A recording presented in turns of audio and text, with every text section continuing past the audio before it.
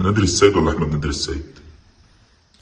بالنسبة لي كحارس يعني اكيد اختار احمد، يعني عشان احمد وانا يعني، او احمد بتمنى له يكون افضل مني، بس انا شايف ان احمد عنده امكانيات وعنده قدرات وعنده نولج معرفة وخبرات الحقيقة اخدها افضل ما انا اخدتها. شوبير ولا مصطفى شوبير؟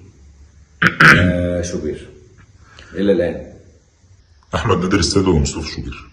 الاثنين متعادلين الحقيقة، الاثنين عندهم نفس القدرات، نفس الامكانيات، نفس التربية، نفس الشخصية، الصفات الشخصية. اعتقد هما الاثنين متعادلين، انما دايما وابدا لو سالت كابتن شوبير اقول لك مصطفى، ولو سالتني اقول لك انا احمد. امام عاشور ولا عبد الله السعيد؟ امام عاشور.